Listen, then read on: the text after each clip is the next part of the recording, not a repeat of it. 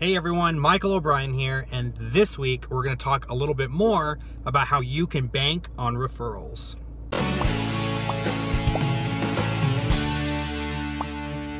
Hey everyone, thank you so much for tuning in this week for some more advice from magicians. Now, before I get into this week's topic, I wanted to thank all of my Patreon patrons so much, and as promised, a little shout out for y'all. Thank you so much for supporting me. Everything that you guys do, I really appreciate every little bit that you guys donate. It really helps me to be able to keep this channel going. If you guys want to see your name featured on my channel, please feel free to go ahead and become a Patreon patron. In addition to that, you're also going to get access to a bunch of awesome exclusive stuff, including portions of my book, How to Magish, which dives a lot deeper into some more advice for magician kind of stuff. Even my full tour de force project I've posted for anyone that donates anything to my Patreon account. So anything that you guys can give, I greatly appreciate. So now for this week's topic of the video, I wanted to make a really short, really quick video just talking about different ways that you can bank on referrals. Now, if you haven't already, I suggest you go and watch the other video that I did on this subject called How to Bank on Referrals. It's going to talk a little bit about different ways that you can basically get people to kind of become, you know, like salesmen for you, and to really drive more traffic to your business, which is sort of like a quid pro quo kind of deal, so that they can benefit off of it, and then obviously you're getting more business. So if you haven't watched that video, go do so. This video is going to be talking about the other end of banking on referrals. So rather than having people refer business to you, you are actually going to do, the opposite. You're going to give business to other magicians. Now, obviously, if you're able to work the event, book the event yourself. So someone wants to hire you, go work the event if you're able to. Now, let's just say you're already booked, or you're going to be out of town that day or whatever.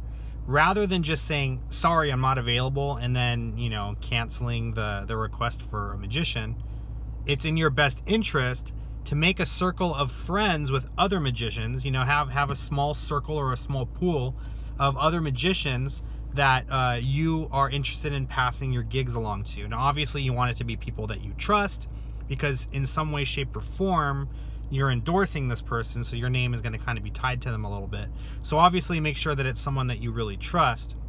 But what you can do is, let's just say you're not available for a gig.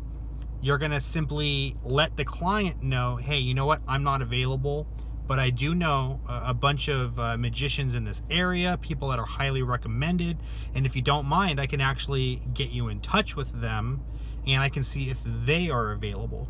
So you want to try to find out as much information from the client as possible, like the time and the date of the event, where the event's going to be located, the type of event it is, and what their budget is.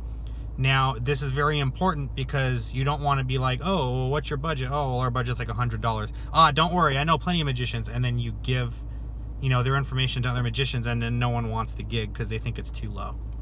So find out what their budget is. And it's a good idea to keep in mind the general prices that your fellow magicians are charging for their events, and keep in mind they're automatically going to be charging less just to take your referral, because you are going to get a cut of that referral. Now, usually I keep $50. It depends on the event. If I pass along a $2,000 event, obviously I'm going to keep a little bit more. But it's really important to know, like, let's just say my buddy charges $250 an hour, and they want the magician for just an hour of strolling, right? I'm now going to be giving him that gig for $200, because I'm going to be taking that $50 cut off the top. So that's how you make money.